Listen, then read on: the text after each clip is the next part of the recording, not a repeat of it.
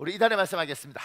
평안히 가라. 이스라엘의 하나님이 내가 기도하여 구한 것을 허락하시기를 원하노라. 평안히 가라. 이스라엘의 하나님이 내가 기도하여 구한 것을 허락하시기를 원하노라. 사무엘상 1장 17절 말씀, 사무엘상 1장 17절 말씀. 우리의 선포하겠습니다. 한국교회여 평안하라. 한국교회여 평안하라. 여호와 하나님이 내가 기도하여 구한 것을 허락하시기를 원하노라. 여호와 하나님이 내가 기도하여 구한 것을 허락하시기를 원하노라. 창대교회여 평안하라. 창대교회여 평안하라. 여호와 하나님이 내가 기도하여 구한 것을 허락하시기를 원하노라. 여호와 하나님이 내가 기도하여 구한 것을 허락하시기를 원하노라. 내 영혼아 평안하라. 내 영혼아 평안하라. 여호와 하나님이 내가 기도하여 구한 것을 허락하시기를 원하노라. 여호와 하나님이 내가 기도하여 구한 것을 허락하시기를 원하노라. 예수님의 이름으로 축복합니다. 예수님의 이름으로 축복합니다. 아멘. 아멘. 여러분의 축복대로 선포대로 이루어질 줄 믿습니다. 고맙습니다. 오늘 사무엘상 1장은 사무엘의 어머니 한나 이야기입니다. 제가 그 밑에 이렇게 적었습니다. 엘가나라는 이스라엘 사람이 있습니다. 그는 아내가 2명, 브린나와 한나입니다. 엘가나는 브린나보다 한나를 더 사랑합니다. 브린나와 한나 사이는 대적 관계입니다. 브린나는 자식이 있고 한나는 자식이 없기에 브린나는 항상 자녀를 통해 한나를 자극하고 괴롭힙니다. 엘가나라는 사람이 있었습니다. 그에게 본처는 한나라고 우리가 생각합니다. 본처에게서 아이가 없습니다. 이때는 자녀들을 생산해서 대를 이어야 되는데 한나가 자녀를 생산하지 못하니 이 엘가나가 브린나라는 첩을 넣습니다. 그런데 이 여인은 굉장히 건강한지 자녀들을 생산합니다. 그런데 남편은 본처에게 마음이 있는 거예요. 자녀는 여기 생산해도. 그러니까 이 브린나 마음에는 한나가 미운 겁니다. 한나는 서럽습니다. 근데 이거 상상해 보니까 브린나 마음에 한나한테 가 있는 남편의 마음이 미우니까 아기는 자기가 있고, 그래서 애하고 이렇게 아빠하고 연결하면서 애 안으면서 아마 눈빛으로 한나를 보면서 참 너는 이렇게 아마 굉장히 비참한 모욕감이나 모멸감들을 줬을 거예요. 한나가 참 괴로운 인생이죠. 이 괴로운 여인이 어떻게 하느냐면 사무엘상 1장 10절 있습니다. 여러분 읽으십시오. 시작. 한나가 마음이 괴로워서 여호와께 기도하고 통곡하며. 한나가 마음이 많이 괴롭습니다. 마음이. 그 밑에요. 한나는 대략 기원전 1100년 전 사람입니다. 지금으로부터 3100년 전 사람도 마음의 괴로움이 있습니다. 어느 시대, 어느 지역이든 사람의 삶에는 크고 작든 고통이 있고 괴로움이 있습니다. 여러분과 제가 굉장히 중요하게 알아야 될 건, 예수 믿으면서 사람들이 착각하는 이유가 뭐냐면 예수를 믿으면 모든 것들을 해결해서 이 땅에 천국처럼 살 거라고 생각을 해요. 그래서 제가 표현을 이렇게 합니다. 천국을 맛볼 수는 있지만 천국처럼 영원히 살 수는 없다, 이 땅은. 이게 잘못되니까 신앙생활 하면서도 늘 목사님 힘들어요, 목사님 어려워요, 목사님 인생이 피곤해요, 이렇게 접근을 해요. 왜냐하면 예수 믿으면 다 해결돼서 전혀 문제가 없어야 될 거라고 생각하는데 그러지 않다는 거예요. 3100년 전의 사람도 2000년 전에 베드로도 예수를 믿어도 다 인생은, 사람은, 이 땅은 고통과 괴로움이 있더라. 근데 누구는 그 고통과 괴로움이 엄청나게 큰 것이고 누군가는 작은 것이지만, 작은 것이든 무엇이든 이 사람에게는 고통스럽더라. 저 사람에게는 말기암이 고통스러울지 모르겠지만 나는 가시의 손톱 밑에 가시가 박혀 있지만 이것도 나는 잠 못 이루겠더라. 이것도 있고 그 고통이 사람에 따라 다르지만 이 땅에 있는 모든 사람은 고통이 있다는 거예요. 여기에 대해서 예수를 믿어도 하나님이 많이 줄여주지만 이게 있다는 걸 이해하지 못하면 신앙에 문제가 발생합니다. 이런 분들 있잖아요. 예수 안 믿어도 목사님 저 사람 참 잘 먹고 잘 사던데 예수 믿는 내가 이게 뭐예요? 이런 분들 있죠. 이번에 재밌는 기사 하나 난 거 아세요? 여자분인데 서울대 치대 나와서 치과 의사예요. 유튜브인데 굉장히 유명한 유튜버가 됐어요. 그러니까 부자란 이야기예요. 그리고 한강이 보이는데 100평짜리 집에 산대. 참, 한강이 보이는 100평짜리 집이에요. 일부가 좀 더 건강한 것 같아. 일부는 한 명이라도 놀라는 사람이 있더라고. 근데 하여튼 여러분은 근데 그렇게 사는데, 그러면 대한민국의 모든 여자들이 이럴 수 있잖아요. 아유 부러워. 쟤는 무슨 복이 저렇게 많나. 심지어 예수 믿는데 전생에 제가 나라를 구했나 이러면 우린 전생이 없잖아요. 그런데 전생에 이런 이야기를 해요. 왜? 그 전제는 뭐냐면 저 한강이 보이는 데 100평짜리 집에 살고 서울대 치대 나오고 이랬으면 야, 저 여자는 정말 정말 행복하겠다. 근데 그 사람이 이번에 고백했죠. 뭐라고 고백해요? 한강이 보이는데 100평짜리 집을 살고 서울대 치대를 나와도 여잔데 남편이 술 먹고 매일 바람 피고 집에 와서 욕하면서 때리면 이 생이 재미없다. 여러분들 남편이 여러분한테 맞아주면서 사는지 여러분이 눈만 부릅떠도 바들바들 떠는 여러분의 남편. 근데 이게 웃자고 한 이야기인데 지금 표정이 어두운 건 집에 그렇게 너무 남편한테 그러지 마세요. 제가 가장 끔찍한 건 이런 거예요. 제가 어저께 예비 신부 예비 신랑 왔는데 제가 걔들한테 이야기하면서 그랬어요. 남편은 남편이지 애가 아니다. 제발 너희들은 나중에 아기를 낳더라도 애들 보면서 너는 맨날 왜 흘리니? 엄마 흘리지 말라 그랬지. 당신이 흘리잖아. 이렇게 하지 말아라. 남자들 너무 불쌍하다. 뭐 이런 이야기 해요. 그러니까 우리가 생각할 때 저렇게 그러지 않다는 거예요. 이 세계의 여자들 중에 제일 복 많이 받은 여자, 우리가 세상적으로 생각하는 거 엘리자베스 2세 영국 여왕. 지금 94세가 됐어요. 여왕 되신 지 70년째예요. 웬만한 우리보다 나이를 더 많이 왕으로 사셨어요. 그리고 영국 국왕인데 영국 국왕일 뿐만 아니라 16개 캐나다 이런 나라도 국왕이 영국 이 엘리자베스가 국왕이에요. 그러니까 16개 독립 국가들이 이분을 왕으로 섬겨. 그런데 보세요. 장수하셨죠? 큰 나라 16개가 자기를 왕으로 섬겨. 임금 된 게 하루 이틀이 아니라 70년이야. 그분이 행복하다고 누가 말을 해요? 아들 찰스 바람 펴서 며느리하고 이혼하고 그 며느리 딴 남자하고 놀다가 파파라치가 쫓아오는 거 벤츠 타고 도망가다가 그거 부딪혀서 그 자리에 즉사하고 그것 때문에 아들 해리 왕자 빗나가서 아주 망나니처럼 막 이렇게 뭐 누드 파티하고 뭐 이렇게 하다가 이번에 그 영국 왕실에서 볼 때 이제 다른 유색 인종에다가 이혼한 여자하고 결혼해서 나는 영국이 싫다 이러면서 캐나다로 도망갔잖아요. 누가 그 사람을 보고 행복하냐고. 집에서 그냥 조그만 작은 집에서 가족끼리 전을 부쳐 먹어도 이 사람이 행복하다고 생각하는 여러 사람이 있을 텐데 이 사람보다 당신이 100배 행복할 수 있다는 거예요. 아멘을 안 해도 그러니까 전제가 사람이란 존재가 이 땅에 살 때 하나님이 이 땅에서 우리는 크든 작든 고통과 어려움을 하나님이 허락했다는 거예요. 예수를 믿어도 있다는 거예요. 하나님 다 없애주지 않는다는 거예요. 그 밑에요. 괴로움 없는 인생을 모두가 꿈꿉니다. 허황된 꿈입니다. 인생에 괴로움이 있는 것은 당연합니다. 핵심은 괴로움이 없는 것이 아니라 잘 극복하느냐 극복하지 못했느냐입니다. 그러니 하나님이 우리에게 이 고통을 허락해 작은 고통이든 뭐든 하나님 허락하시면서 우리의 기대하는 건 우리는 하나님의 고통 없는 세상을 기대하지만 하나님은 그 고통을 잘 극복한 우리를 기대를 하는 거예요. 믿음의 사람들이 그 어려움을 잘 이겨내면 그게 별이 되고 그게 훈장이 되는 겁니다. 속상한 건 뭐예요? 세상 사람이 아파요. 세상 사람은 이 땅밖에 없잖아요.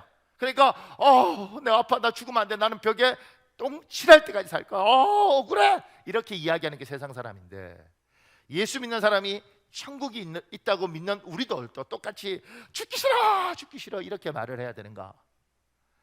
아니면 우리에게 천국이 있다는 그 사실에 대해서 힘들어도 나에게 천국이 있으니까 그리고 우리 천국에서 보자 이렇게 이야기해야 되는가?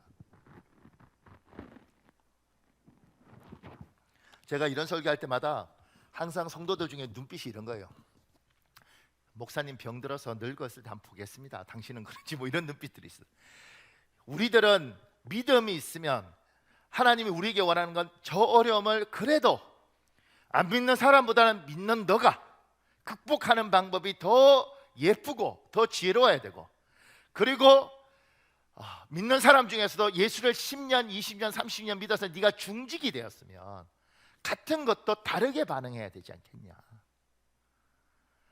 같은 말도 다르게 해야 되지 않겠냐. 그래야지 내가 영광을 받고 네가 그걸 예쁘게 믿음으로 극복해야지 내가 존귀를 받지 않겠냐. 하나님은 우리에게 어려움을 없는 세상을 살게 해주겠다. 너는 이 땅에 어떤 고통도 안 받게 하겠다. 하나님 이러지 않았어요. 내가 수고하고 무거운 짐진 자들 다 내게 오라. 그럼 내가 그걸 줄여주겠다. 내가 없애주겠다.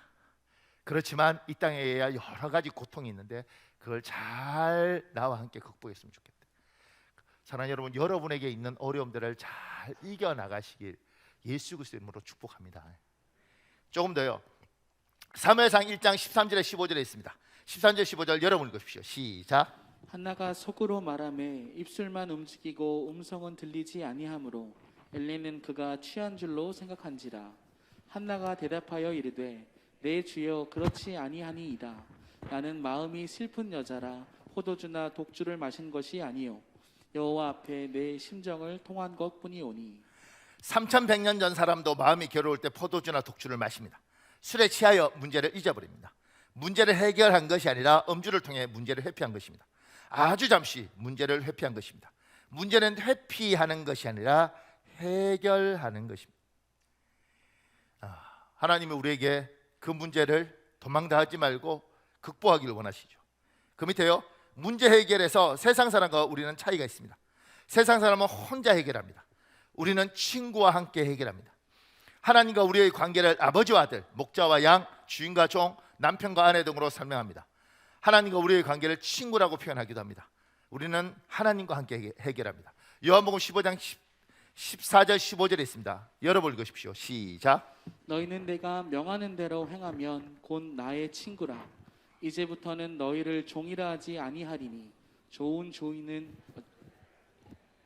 너희를 친구라 하였노니 내가 내 아버지께 들은 것을 다 너희에게 알게 하였습니다. 여러분과 제가 너무 한쪽만 생각하는 것이 있는데, 그게 뭐냐면 우리가 예수를 믿을 때 하나님과 우리의 관계를 아버지가 되고 우리가 아들이 되고 딸이 되는 관계가 됐잖아요. 그러니까 이것만 생각하는 경우가 있어요. 그러니까 부모 자식 간의 관계만 생각하니까 교인들 중에 어떤 사람들이 생기냐면 애기짓을 해요. 하나님이 내 아버지예요. 하나님 뭐 이런 거 부모가 자식이 이런데 그렇다고 죽이겠어요? 이렇게 이야기해요. 그래서 예수 믿는 애기들이 너무 많아요. 그런데 성경은 하나님과 우리를 부모 자식에 대한 설명하는 건 그것이 하나님과 우리의 관계가 이 관계를 어떻게 설명할까? 그런데 이 관계를 가장 잘 설명해 줄 수 있는 그림 중에 하나가 뭐냐면 부모 자식 관계인 거죠. 영적인 관계는 이 육신적인 관계하고 좀 다르잖아요. 그러니까 이거 말고 이거 갖고 부모와 자식 관계 갖고 충분히 설명이 되지 않는 부분들이 많이 있는 거죠. 그러니까 하나님은 뭐라고 이야기하시냐면 나는 목자이고 너희는 나의 양떼고, 나는 너의 주인이고 너는 나의 종이고, 내가 주인이고 너는 나의 청지기이고, 심지어 나는 너의 만군의 주고, 그러니까 군대의 주인이라는 거예요. 너는 나의 그리스도의 군사고. 이렇게 부모하고 자식이면 참 하기 싫어 이렇게 되지만 군대에서 장군과 군사의 관계는 저대로 가면 안 되겠다, 영창 보내라 이렇게 되는 거잖아요. 하나님과 우리의 관계를 너무 애기처럼 가는 게 아니라 하나님과 우리의 관계는 이런 관계도 있는 거죠. 하나님이 이것만 있는 게 아니라 여러 가지가 있는데 그 중에서 하나님이 우리에게 이 땅에 오셔서 원했던 관계는 뭐냐면 친구 관계, 친구 관계라는 것이 여러분에게 어떻게 들릴지 잘 모르겠어요. 근데 친구 관계는 굉장히 중요한 게, 우리 이런 생각 해보잖아요. 사춘기 아이들, 옛날엔 고등학교 뭐 이러지만 지금은 중학교, 초등학교 6학년, 5학년 이게 사춘기가 되더라고요. 그 아이들이 사고가 나거나 문제가 나면 누구한테 가는가? 부모한테 가는가? 친구한테 가는가? 부모한테 안 오고 친구한테 가요. 그건 뭐냐면 부모보다 친구가 훨씬 가깝다는 이야기예요. 우리한테 오면 야단치죠. 뭐? 너 뭐? 왜 그래? 이렇게 가는데 친구한테 가면 친구가 그러죠. 괜찮아. 더 웃긴 건 술 먹다가 걸려서 난리가 나는데 우리한테 오면 술 어린 것이 뼈도 잘 못 자르게 술을 먹어 이렇게 하지만 친구는 뭐라 그래요? 많이 힘들지 우리 같이 한잔하자 이렇게. 그러니까 친구한테 가지. 주님이 우리에게 이야기할 때 내야 내가 이 땅에 와서 너에게 뭐로 왔다? 친구로 왔다고 이야기하는 거예요. 친구로 와서 너 이야기를 듣고 내 이야기를 하고, 그래서 이 고난과 험난한 세상을 우리 같이 의논하면서 이겨가자 이렇게 이야기하는 거예요. 친구의 모델에 대해서 굉장히 좋게 생각했던 게 그 선교사 중에 한 분, 굉장히 키도 작고 연약한 그 여자 선교사님한테 그가 예수님을 믿기 전에 그를 전도했던 분이 했던 말이, 저는 그 책 읽으면서 그게 가장 좋았어요. 이렇게 약한 아이가 이 땅을 살아갈 때 친구가 있으면 참 좋은데, 예수님이 이 아이 친구 되어지면 얘가 이 험한 세상을 살아갈 수 있는데, 내가 얘를 예수님을 친구 대신 예수님을 얘한테 꼭 소개시켜 줘야겠다. 주님이 이 땅에 우리에게 친구로 오셔서 친구 되어 주겠다는 거 이야기하시는 거예요. 그런데 가룟 유다는 보세요. 가룟 유다가 예수님 팔러 왔을 때 예수님이 친구여 이래요. 주님은 친구가 되려고 오셨는데 가룟 유다는 친구인 줄 몰랐던 거죠. 그래서 예수님을 팔아요. 평생 가룟 유다가 되는 겁니다. 하나님이 여러분에게 친구로 오셨어요. 그러면서 이야기하는 거죠. 얘야 같이 그 고난과 어려움을 같이 의논해서 가자. 같이 고민해서 가자. 그러니까 예수 믿는 사람은 이렇게 살면 안 되는 거예요. 주님, 제가 해결하겠습니다. 잠깐 기다리세요. 해결해야지. 이렇게 가면 안 되는 거예요. 그래서 예수 믿을 때 너무 똑똑한 사람들은 주님 잠깐만요, 제가 알아서 하겠습니다. 이렇게 가더라고요. 그러니까 믿음이 굉장히 좋아 보이지만 하나님이 원하는 방식이 아니에요. 하나님이 원하는 방식은 뭐냐면 내가 똑똑하고 내가 잘나더라도 친구 대신 주님과 의논하는 거죠. 주님, 이런 문제가 있는데 나는 이렇게 생각하는데 하나님은 어떻게 생각하세요? 이게 이렇게 가면 많은 사람이 아플 텐데 이걸 어떻게 안 아프게 갈 수 없을까요? 이러면서 주님과 시간을 가지면서 같이 의논하고, 그리고 한 단계 한 단계 밟아가는 거예요.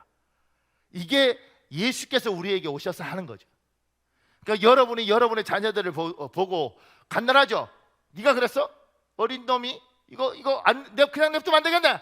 이렇게 접근하는 게 아니라, 하나님, 얘가 이런 문제가 있는데 하나님 이거 어떻게 해야 되죠? 내 성질 같으면 다 엎고 다 뒤집어서 그냥 끝내버리고 싶은데 주님은 어떻게 생각하십니까?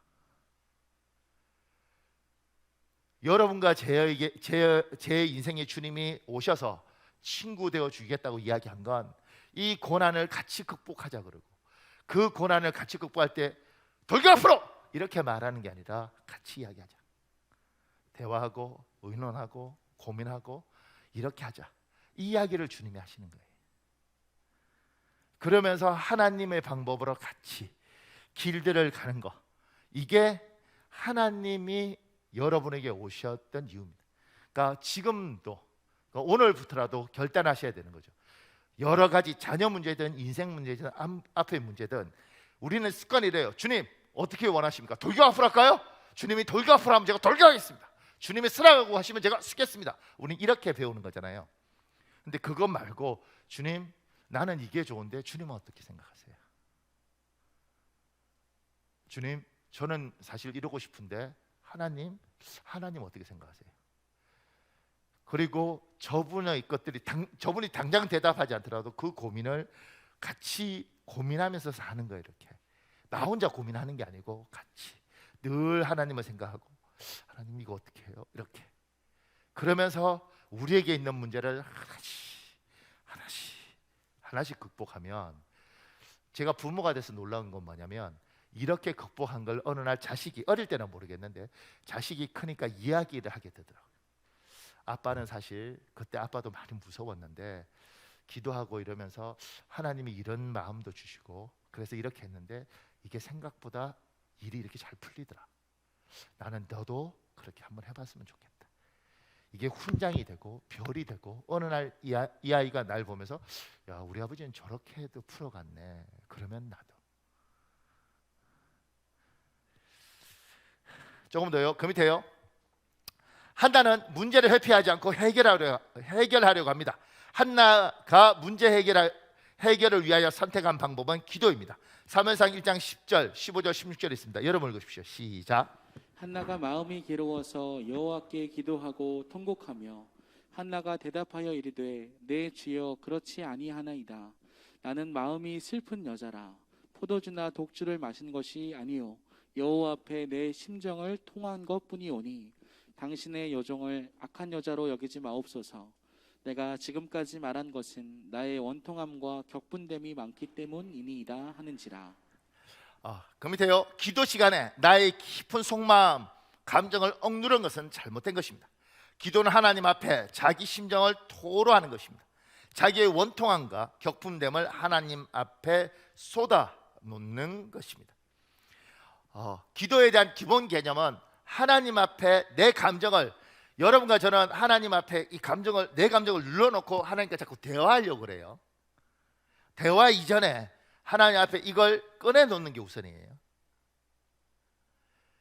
많은 믿음의 사람들이 지성화가 되면 뭐가 되느냐면 하나님과 나와의 관계에 벽이 하나 생겨요. 이거 숨겨. 그리고 요것만 이야기해. 우리 아이들과 우리가 소통의 관계가 끊어진 건 어렸을 때는 그냥 울고 기분 나쁜 거 다 이야기하지만 어느 날 입을 닫고 자기 감정과 생각을 분리해서 요것만 이야기하고 여기는 이야기하잖아요. 그러니까 이걸 뭐요? 우리 눈치로 보죠. 그래서 우리가 아이를 잘 모르죠. 하나님이 우리에게 요구하는 건 얘야 이건 나중 이야기고 너희 이걸 그냥 나에게 먼저. 한나는 지금 그걸 꺼내놓는 거예요. 그걸. 여러분은 예배하거나 기도할 때 이걸 꺼내놓느냐는 거지. 이렇게. 요새는 참 우리 교회도 많이 변했어요. 전에는 참 벌써 오래된 이야기 한 10년 뭐 7년 8년 뭐 이때는 교인들 중에 주일날 올 때는 화장 안 하고 오는 교인들도 있고 여자들 중에 화장하고 온 교인 중에 마스카라 한 성도는 아주 미칩니다. 울다가 마스카라가 번져갖고 제가 지금도 기억하는 가장은 누군지 잘 모르겠는데 예배 드리다가 마스카라 이러면서 그러니까 저는 그게 좋았던 게 그냥 막 감정을 막 이게 아니고 우리가 하나님 앞에 최소한 나와 하나님과의 관계에서는 내가 포장지를 다 벗기고 주님 앞에서 이걸 꺼내놔야 되지 않겠어요?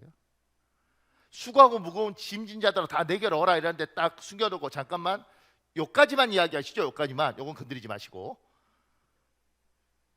이게 아니라 하나님 앞에 이걸 꺼내놔야지 뭐 이야기가 될 거 아니에요.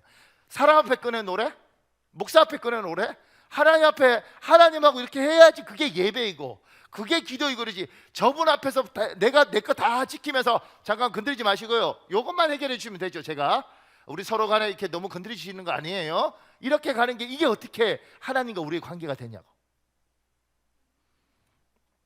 그 밑에요. 마음이 괴로울 때 사람을 찾아가는 사람이 있고 하나님을 찾아가는 사람이 있습니다. 사람은 잠시 위로가 되지만 궁극적 해결책은 아닙니다. 지금 한나는 하나님을 찾아가잖아요. 그래서 하나님 앞에 쏟아놓습니다. 그러니까 여러분과 제가 이제 조심해야 될 거. 사람은 기본적으로 하나님을 찾아가면 좋은데 사람은 연약하기 때문에 사람을 찾아옵니다.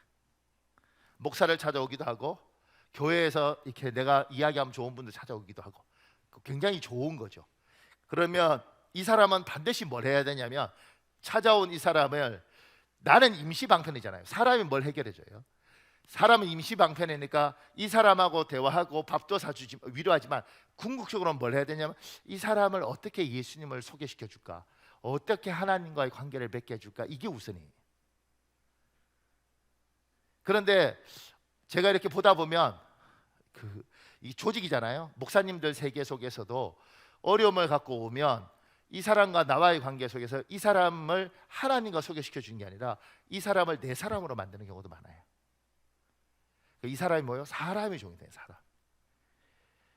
우리가 세상 사람들을 만나든 교회 사람들을 만나든 아니면 내 지인을 만나든 누군가가 오면 우리는 어떻게든 도와주고 위로하지만 궁극적으로 이 사람에게 나는 연약한 인간이고 나는 잠시 밥 한 끼 사주지만 해결해 줄 수 있는 사람이 아니다. 이 사람을 저분과 만날 수 있도록 연결하는 것, 그게 여러분과 제가 중매쟁이가 되고 우리가 소개쟁이가 되고 우리가 통로가 되는 건 그겁니다.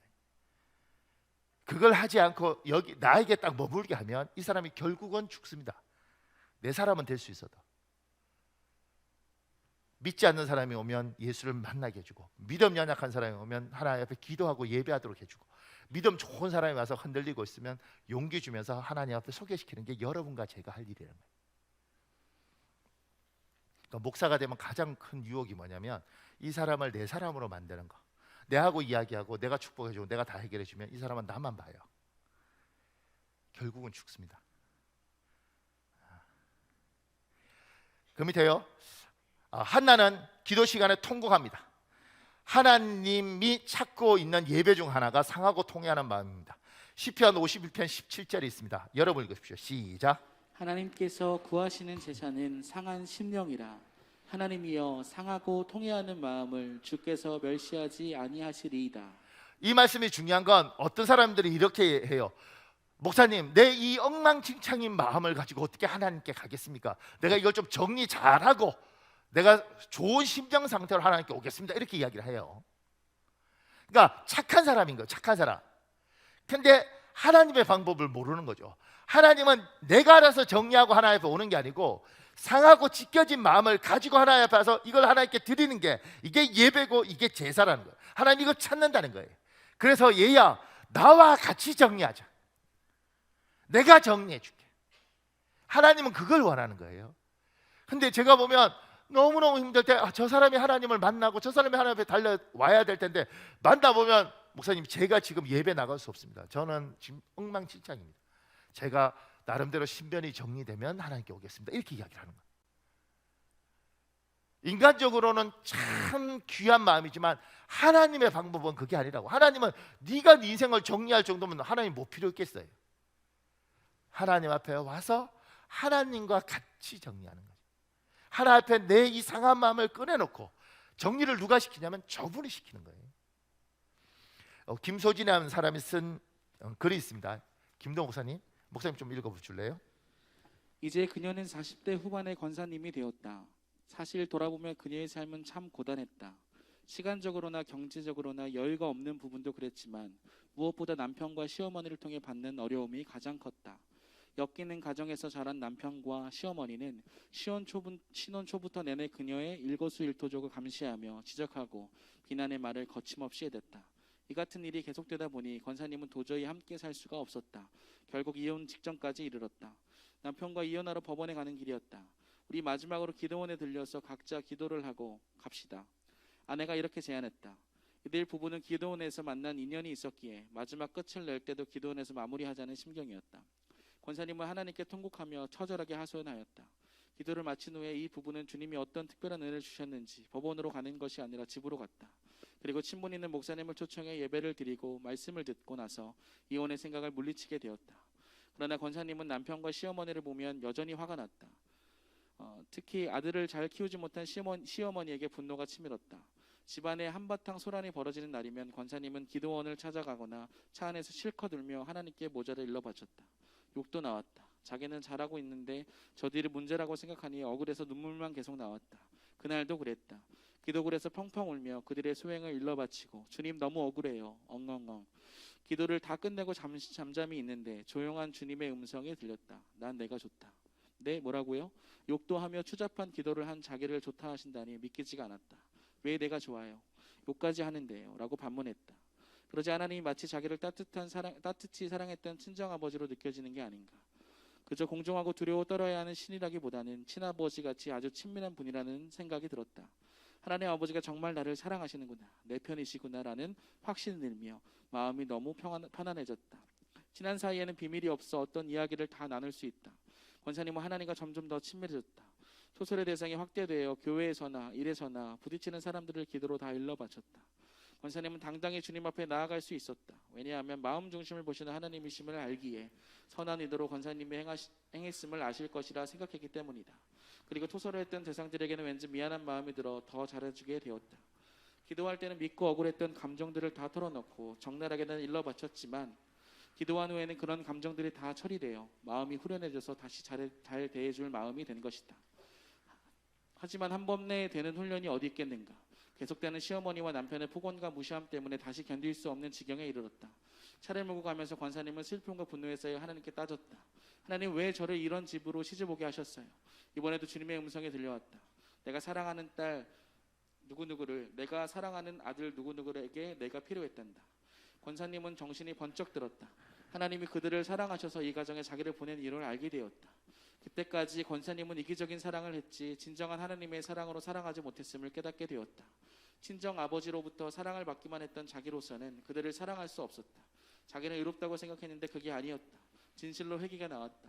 주님, 저의 죄를 용서해 주세요. 하나님의 사랑을 부어주세요. 그녀는 눈물로 회개하며 하나님의 은혜를 체험하였다. 회개하면 궁일의 마음이 생긴다. 놀랍게도 그날 이후 남편과 시어머니를 볼 때 궁일의 마음이 생겼다. 그들도 엮이는 가정에서 자란 피해자라는 생각이 들어 불쌍해 보였다. 그들의 행동들이 이해가 가기 시작했다. 권사님 자신이 변하자 남편과 시어머니도 조금씩 변화되어졌다. 남편의 분노가 현저히 줄어들었다. 남편은 교회에서 찬양 인도를 하며 성가대 봉사를 하고 있다. 시어머니도 며느리를 보며 하나님이 복을 부어주셨다고 인정한다. 됐습니다. 그리고 그 밑에 제가 줄친 게 있습니다. 토설 기도를 하는 최종 목표가 결국 하나님과의 친밀함이라고 할 수 있다. 허구한 날 원망을 토하는 형식의 토설 기도만 드린다면 어떻게 성장할 수 있겠는가? 어린아이처럼 떼쓰는 기도는 그 마음을 푸는데 잠시 드리는 것뿐 평생을 그런 기도로 일관할 수는 없다. 권사님은 그런 면에서 이제는 하나님과 친밀한 교제를 나누고 있었다. 하나님 앞에 자기를 쏟아놓고 자기 감정을 다 하는 것 굉장히 소중하다는 거죠. 평생 이것만 할 수 없지만 이것의 기본적인 것만 저분 앞에 다 쏟아놓으면서 저분과 친밀해지는 게 목적인 거예요. 내가 하나님 앞에 꺼릴 게 없이 이야기하고 그분이 그 이야기를 다 듣고 한나는 지금 그렇게 했습니다. 점점 더 똑똑한 성도들이 많아지고 지성화되면서 하나님 앞에 내가 포장지를 가지고 하나님과 나의 벽을 하나 칩니다. 이 감정은 내가 알아서 처리를 해요. 예배 가운데 하나님 앞에 기도할 때, 특히 철야 예배나 이럴 때 왜 우리가 통성기도를 허락하냐면 이걸 꺼내놓으라는 거지. 머릿속에 생각하는 게 아니라 내 언어로 내 소리로 꺼내놓으면 구체화되어지고 나도 듣고 하나님도 듣는다는 거예요. 그래서 그 밑에요, 사회적으로 문화적으로 통성기도에 대한 거부감이 많습니다. 그래서 통성기도 하지 않는 교회가 점점 많아집니다. 창조교는 묵상기도보다 내 소리가 내 귀에 들릴 정도의 소리로 기도하는 것을 장려합니다. 그러니까 주일 예배 같은 경우는 이제 옆에를 배려해야 되잖아요. 그런데 분명한 건 내 걸 꺼내놓는 기도를 하라는 거예요. 그 뒤에 통성기도에 관한 장점, 단점에 대한 글이 있습니다. 여러분 읽어보십시오. 여러분 집에 가서 읽어보시면 좋습니다. 그 밑에요, 한나는 문제를 해결하기 위하여 하나님과 거래를 제안합니다. 서원입니다. 사무엘상 1장 11절에 있습니다. 여러분 읽으십시오. 시작. 원하여 이르되 만군의 여호와여, 만일 주의 여종의 고통을 돌보시고 나를 기억하사 주의 여종을 잊지 아니하시고 주의 여종에게 아들을 주시면 내가 그의 평생에 그를 여호와께 드리고 삭도를 그의 머리에 대지 아니하겠나이다. 서원 기도라는 게 있습니다. 하나님하고 젊은 애들 표현으로는 하나님과 딜하는 거예요. 거래하는 거예요. 하나님, 아들, 이분 같은 경우 하나님 아들 주시면 내가 하나님께 갖다 바치겠습니다. 이렇게 이야기하는 거죠. 서원 기도는 나쁜 기도라고 이야기하잖아요. 서원 기도는 성경에 있는 기도입니다. 그런데 제가 성도들을 만나보면 성도들 중에 이런 사람도 있어요. 목사님, 제가 젊은 날 하나님 앞에 뭐 뜨거워서 그냥 내가 건축원금을 막 5억을 하겠다 막 이렇게 했는데 목사님, 지금까지 짓눌려 살고 있어요. 목사님이 풀어주세요. 그래. 내가 뭘 어떻게 풀지? 목사님, 제가 하나님 앞에 헌신하겠다 이렇게 했는데 상황과 환경상 안 되는데 늘 힘들었는데 목사님이 해결해 주세요. 나보고 어떡하라고? 그러니까 제가 이제 그런 성도들하고 대화하면서 서원 기도가 성경에서 나쁘다고 이야기하는 게 아니고 성경적인 기도예요. 근데 이제 목회적으로 제가 여러분에게 말하고 싶은 거, 앞으로 어떻게 했으면 좋겠다 이렇게 가르쳐 주고 싶은 건 뭐냐면, 서원 기도를 하나님 앞에 딜하듯이 거래하듯이 하지 말고 하나님이 여러분이 하나님 앞에 감사하거나 고맙거나 또 필요하면 지금 여러분이 감당할 수 있는 선에서 최선을 다하면 됩니다. 내가 지금 가진 것들 중에 하나님 앞에 최선을 다해서 드리면 되는 거예요. 하나님, 이거 주시면 제가 이거 하겠습니다. 인간은 놀라운 게 제가 그 밑에 기록했습니다. 하루에 12번도 더 변하는 것이 사람의 마음이다. 소원하기보다 지금 가능한 범위 안에서 최선의 것을 드리십시오. 소원하고 나면 죄지을 가능성이 많아요. 보세요. 하나님 저에게 아들을 주시면 이 아들을 하나님의 종으로 바치겠습니다. 목사라는 이야기잖아요. 그런데 이놈이 그냥 적당히 공부를 하면 되는데 공부를 너무 잘해. 서울대 법대를 갔네, 고시를 붙었네, 하버드에서 대학원을 하고 박사를 받았네. 목사로 바치기가 너무 아까워. 내가 이 설교하면서 우리 교회는 동의가 좀 안 될 줄 알았어요. 다른 교회는 난리가 납니다. 왜냐하면 자기들이 지금 그런 마음이 있어요. 하나님 저에게 딸을 주시면 이 딸을 선교사로 하나님께 드리겠습니다. 딸이 태어났네. 목소리도 좋고 얼굴이 너무 예쁜데 거의 김태희야. 선교사로 보내놓으니 총각 선교사들끼리 칼부림을 나네. 저 여자는 내 여자다 이러고. 이게 나는 선한 마음에서 했는데 실제로 하나님 내 아들을 제가 아는 후배 박 목사님 같은 경우도 태어나자마자 그 할머니가, 태어나기 전에 할머니가 하나님 우리에게 아들을 주시면, 외동 아들이거든요, 하나님께 드리겠습니다. 그리고 기저귀 차서 기어 다닐 때부터 박 목사 이렇게 불렀어요. 얘가 목사 되는 게 너무 싫어. 그런데 부모가, 엄마 아빠가 다 이렇게 학교 선생님이었거든요. 돈을 잘 벌 수 있는 상황들이었어. 그러니까 이 아이를 미국에 유학을 보냈어요. 신학교를 1년에 5천만 원 들어갔는데 얘가 어떤 행동들을 하냐면 두 학기 다 빵점을 받는 거예요. F를. 부모 속을 뒤집는 거죠. 자기는 목사 되기 싫은데 왜 엄마가 나한테 가라고 그러냐고. 서원하고 난 이후에 일어나는 너무 많은 일들이 발생하는 거죠.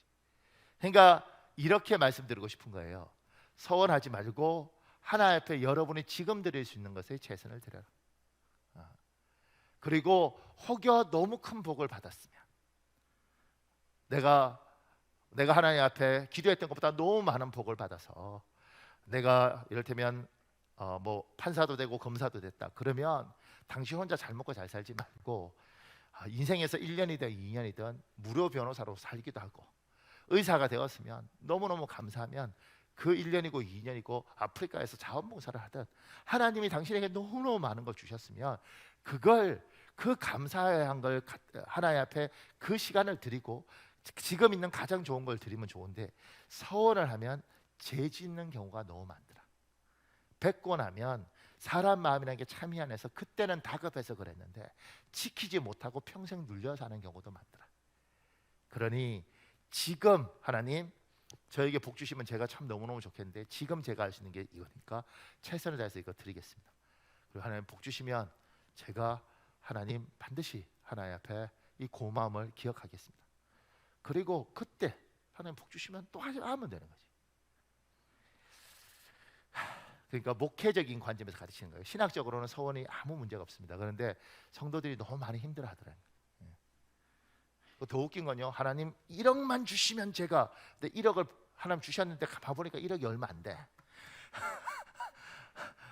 그거 못 겪어보셨어요? 하나님 1억만 주시면 저는 아무것도 없으니까 5천만 원을 하나님께 드리겠습니다. 그런데 1억을 받고 나니까 5천만 원 아닌가. 하나님 지금 제가 좀 계산이 잘못됐던 것 같습니다. 이렇게 재짓기가 딱 알맞아. 마지막으로요, 그 밑에요, 제사장 엘리는 한나를 축복합니다. 엘리의 말이 한나의 마음에 믿음으로 들어옵니다. 한나는 이 믿음을 잘 지켜서 현실에서 결실을 거두었습니다. 믿음과 열매의 관계를 잘 보여주는 장면입니다. 사무엘상 1장 17절 18절에 있습니다. 여러분 읽으십시오. 시작. 엘리가 대답하여 이르되 평안히 가라. 이스라엘의 하나님이 내가 기도하여 구한 것을 허락하시기를 원하노라 하니 이르되 당신의 여종이 당신께 은혜 입기를 원하나이다 하고 가서 먹고 얼굴에 다시는 근심빛이 없더라. 지금 한나가, 엘리 제사장은 제사장은 지금은 목사님인데 상태가 별로 안 좋아요. 왜냐하면 자식 교육도 잘 못 시켰고 몸도 비만하시고 그리고 별로 영적이지도 않는 분 같아요. 근데 그분이 평안히 가라, 여호와께서 너희 기도를 들어주길 원하노라 이렇게 이야기했는데, 그 기도를 듣는 순간 이게 귀에 들어와서 마음에서 이렇게 자리를 잡는 거죠. 여러분, 우리의 믿음은 하나님 주십니다. 아멘. 믿습니다. 믿습니다. 믿습니다. 안 믿어지네. 믿습니다. 믿습니다. 믿습니다. 이렇게 하는 게 우리의 믿음이 아니에요. 왜 믿음을 선물로 주냐면 나는 믿고 싶어. 근데 믿어지지가 않아. 근데 놀라운 건 이렇게 설교 듣다가 찬송하다가 성경 읽다가 예배하다가 하나님께서 당신을 반드시 기억하실 것입니다. 근데 그게 귀에 들어오는데 이게 마음에 들어가서 하나님이 날 기억할 것 같아. 머릿속으로 보면 이게 기억이 안 돼야 되는 것이고 상황이 보면 해결이 안 돼야 될 것 같은데 예배 드릴 때 하나님이 해결할 것 같아. 그 하나님이 해결할 것 같다는 그 믿음이 하나님이 우리에게 주신 믿음이란 말이에요. 요 믿음을 우리는 붙잡고 사는 거예요. 보세요. 그 밑에요. 한나는 엘리가 축복하는 말을 믿음으로 받습니다. 엘리가 축복한 말은 한나의 마음에 들어가 믿음이 됩니다. 마태복음 8장 13절에 있습니다. 여러분 읽으십시오. 시작. 예수께서 백부장에게 이르시되 가라 내 믿음대로 될지어다 하시니 그 즉시 하인이 나으니라. 이 백부장에게 믿음이 있어요. 믿음이 믿습니다. 이 믿음인가? 하나님이 이 사람에게 주님이 하시면 될 것 같아. 병자가 낫는 게 맞아? 근데 저분이 하면 될 것 같아. 나는 이상하게 될 것 같다는 생각이 자꾸 마음에 들어와 있어. 마태복음 9장 28절 30절에 있습니다. 여러분 읽으십시오. 시작. 예수님이 집 안으로 들어가시자 소경들이 예수님께 나아왔다.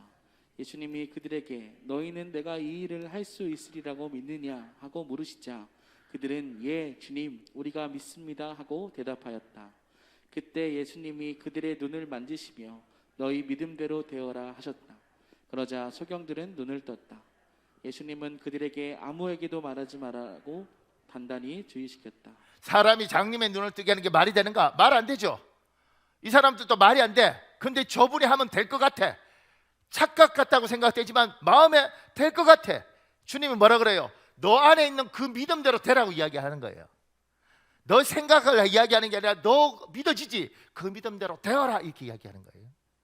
그 밑에요. 우리는 계산으로 살지 않습니다. 우리는 환경에 따라 살지 않습니다. 우리는 사람에 흔들려 살지 않습니다. 우리는 믿음으로 삽니다. 믿음에 따라 선택하고 믿음을 따라 결단하고 믿음에 따라 헌신합니다.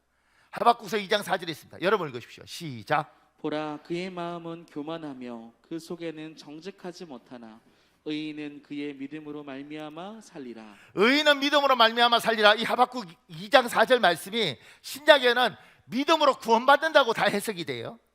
그런데 이때는 그 이야기를 하는 게 아니에요. 우리가 하나님을 믿으면 이 믿음이 역사해서 그 믿음으로 우리가 버티고 사는 거예요. 논리적으로 계산을 될 때 다 어렵대. 진짜 해답이 없대. 내가 생각해도 해답이 없어. 그런데 예배하는 가운데 말씀을 듣는 가운데 하나님이 내가 너는 살려준다. 그 마음이 내한테 들어와 있어. 누구한테 말하기도 창피해. 너는 살려준다.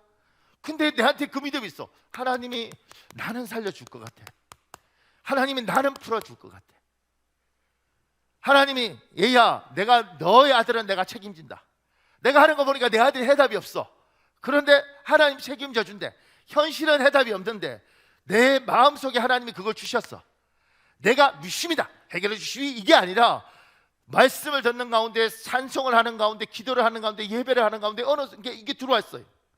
그러면 여러분 의인은 믿음으로 산다는 게 뭐냐면 이걸 붙잡고 잘 지키고 사는 거예요. 그런데 이 믿음이 놀라운 게 뭐냐면 이 믿음이 전문 나가서 가다가 주차장에서 시동 걸다가 이 믿음을 잃어버려요. 집에 가서 야 뭐야 이러다가 소리 지르다가 잃어버려. 하나님이 예배 드릴 때마다 이 예배의 복이 뭐냐면 예배 가운데 하나님 믿음을 주셨어요. 얘야 내가 너는 살려줄게. 얘야 너의 노후는 내가 책임져 줄게. 얘야 너희 부부가 지금 많이 힘들지만 결국은 걔를 내가 돌려줄게. 하나님 나는 아무리 생각해도 해답이 없어. 그런데 하나님이 해줄 거라는 게 여기 와 있어. 그래서 그 믿음을 붙들고 의인은 사는 거예요. 이거는 계산이 안 되는 거야. 현실은 없어요. 그렇지만 하나님이 약속했던 그거 가지고 요거 붙들고 사는 거예요. 여러분한테 이 믿음이 있느냐는 거지. 이건요 내가 믿습니다 해서 생기는 게 아니에요. 어느 날 들어와 있어요. 어느 날 이를테면 제가 목사로서 이 창대교회의 주인이 하나님이시다. 모든 목사가 다 그렇게 이야기해. 다 자기 교회의 주인은 하나님이래. 그런데 난리난 교회들도 많잖아요. 없어진 교회들도 있어요. 분쟁이 나서 깨진 교회들도 있어요. 그런데 하나님이 그 말을 이 교회의 주인은 나다. 그러면 그걸 붙들고 믿음으로 살리라니까 이 믿음 붙들고 하나님이 주인이면 하나님이 어떻게 가는가를 따라가면서 끊임없이 하나님이 원하는 것 쫓아가면 반드시 하나님이 길을 열 거라는 믿음으로 가는 거죠. 다 힘들어도 얘야 내가 너희 교회 성도들은 축복할 거다. 그러면 그거 붙잡고 논리적으로는 어떻게 우리만 축복하셔. 그런데 믿습니다 그게 아니라 어느 날 기도하다가 어느 날 찬송하다가 하나님이 준 이 믿음을 붙잡고 하나님이 우리 성도들은 지켜준다는데 그러면 어떻게 지켜주실까? 어떻게 할까? 그거 바라보고 사는 거예요. 믿음으로 살리라. 여러분에게 이 믿음이 있느냐는 거죠. 하나님이 얘야 염려하지 마라, 네 남편은 내가 책임지겠다, 그 믿음이 있느냐는 거죠. 얘야 염려하지 마라, 네 아들과 네 며느리는 내가 책임지겠다, 이게 있느냐는 거죠. 얘야 너가 지금 건강 때문에 늘 부들부들 떠는데 걱정하지 말아라, 내가 너를 지켜줘, 이게 있느냐는 거예요. 우리에게 하나님이 예배하다가 기도하다가 어느 날 이게 들어오면 이걸 지키면서 나에게 어떤 일이 있어도 이 믿음을 잃어버리지 않고, 믿음이요 어느 날 떨어져 버립니다. 어느 날 잃어버립니다. 안 잃어버리고 이걸 지키고 우리는 사는 겁니다. 이게 있으면 내 아들이 말도 되지 않는 짓을 해요. 어떻게 이게 이놈이 이런 짓을 하나. 논리적으로만 야 호적에서 파 이래야 되는데 내가 받은 믿음이 있어, 하나님 책임져 준대. 그러면 어떻게 해요? 말도 되지 않는 상황에 이 믿음을 지키니까 이렇게 이야기하는 거죠. 얘야 하나님이 하실 것이다. 머리로 하는 게 아니에요. 하나님이 나에게 주신 이 믿음으로 반응하는 거예요. 여보 어떻게 해요? 당신 끝난 거 아니에요? 당신 회사에서 난리 나는 거 아니에요? 그렇지, 논리적으로는 다 그런데 하나님이 나한테 믿음을 주셨어. 내가 이 믿음을 붙들고 있어서 도저히 해답이 없는데 하나님이 지키실 것 같아. 나는 이 믿음을 믿어. 근데 논리적으로는 해답이 없어. 근데 이 믿음을 붙들고 가니까 하나님이 어떻게 할지 한번 보자. 하나님이 반드시 하실 거라고 난 믿어. 근데 이 믿음을 나는 붙들고 살게. 우리는 믿음으로 사는 겁니다. 여러분에게 믿음이 있느냐? 제가 지금 속에서 막 화가 나는데 그 화가 나는 건 뭐냐면 하나님이 분명히 여러분들에게 굉장히 좋은 복된 믿음을 주셨을 거라고요. 그거 TV 보고 뉴스 보다가 에이 나쁜 새끼들 그러다 잊어버리는 거지. 하나님이 예배하는 가운데 우리에게 주신 좋은 것이 있는데 신문 보다가 에이 더러운 세상 그러다가 잃어버리는 거예요. 여러분에게 있는 그 믿음, 그거 붙들고 어려운 시간, 진짜 죽일 것 같은 시간들 버텨왔지 않습니까? 그러면 오늘 기도할 때 하나님 다시 믿음을 회복시켜 주시고 내게 주신 이 믿음 붙들고 지금까지 30년 40년 왔는데 하나님 이거 붙들고 가겠습니다. 이 믿음 잃어버리지 않고 오늘 성경대로 의인은 믿음으로 말미암아 살리라, 내 믿음대로 될지라. 하나님 믿음대로 되게 해주십시오.